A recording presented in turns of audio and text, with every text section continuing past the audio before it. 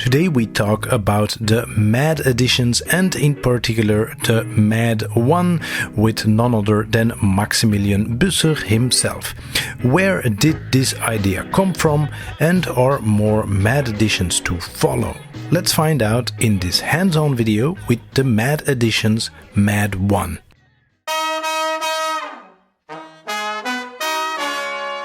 Atelier de GRIFF. 1, 2, 3, 4. So I've always wanted to create watch products which my friends and family can own. Nobody around me can afford what I create. So it's been since the beginning, actually. At the beginning of M.B&F, I'd created another brand which never saw life because I didn't have the money, which was going to be at a much lower price point. Then in 2014, I created the product in my mind of what's going to look like MAD1, and I created a whole new brand around it, which is going to be a brand at that price level. And I killed that brand when it's virtually at the end of the whole cycle of creativity and everything was there in end of 2018, because I realized I just don't have enough time for my company. I don't have enough time for my family. How the hell am I going to deal with a second brand? So I stopped that. And then during the COVID year 2020, we're rummaging through all our existing projects at some point, and somebody says, oh, we've got that in case we're not going to launch a new brand in the middle of the global meltdown.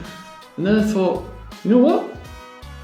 We've got M.B&F, we've got M.A.D.Galleries, we could create like a M.A.D edition and just do a one-time drop.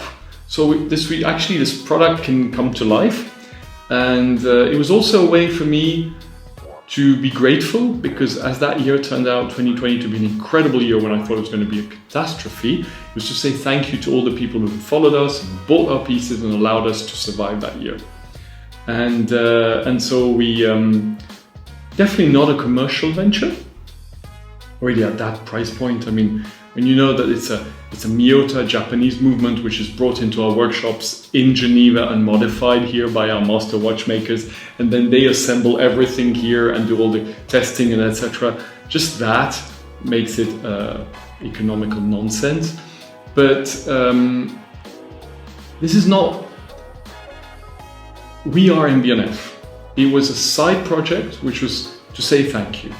So we crafted 450 pieces in 2021, and we only sent an email out to the friends, which are actually all the suppliers who helped us create M.B&F over 16 years, and the tribe, which are the M.B&F owners who registered on our website. So we know who they are. Of course, we know many others, but at least those, that was a category. What we didn't expect is we had about 350 M.B&F owners on the tribe. In the next 60 days, 400 more registered just to be able to order the MAD1. So just already of the M.B&F owners and the friends are way over the 450 we created for this year. So we'll have to produce more of those next year. And next year we will open up to a wider public who's not tribe or friends. And we're still scratching our head as how to allow a fair allocation, because everybody's doing these drops today, and too often these watches end up in the hands of those who just want to make money out of them and not those who actually want them to wear them. So we're scratching our heads really going, how are we going to do this? And at the same time, it's not a business, it's not a new brand, it's going to be always something on the side for us. So it's taken an enormous amount of our intellectual bandwidth and energy bandwidth this year, this MAD project. Same time, it's the revenue of 8 pieces I'm wearing on my wrist, those 450. But the energy and the time it took us was half of our year. So I don't regret it. I just need to find a way to make this work.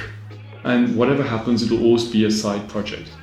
The watch was sold this year at 1,900 francs, which is a price which is not sustainable, whatever happens. It'll be a bit higher next year.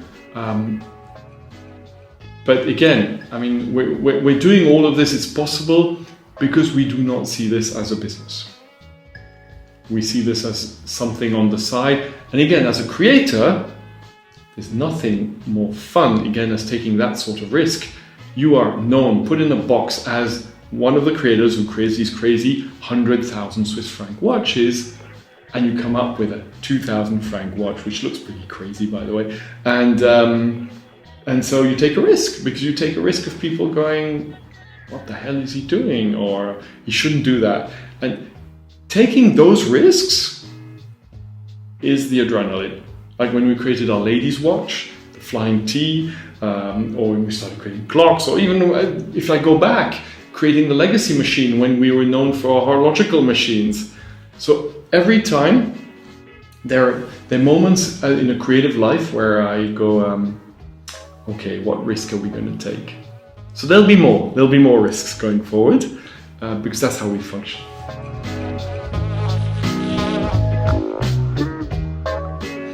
I don't think we ever make statements. We never could do anything because we want to teach a lesson to anybody, or we want to... Yeah, we just don't make statements. We enjoy ourselves. We create what we want to wear, what we want to... the controversy comes from outside. I mean, people think, what the hell is that? They shouldn't do this, and should whatever. But we're not there to teach anybody what they should be doing. When I won't be there anymore, maybe it's tomorrow, maybe it's 30 years, you'll be able to look at all our creations and more or less understand what sort of person I am. So it's not about the others, it's about us.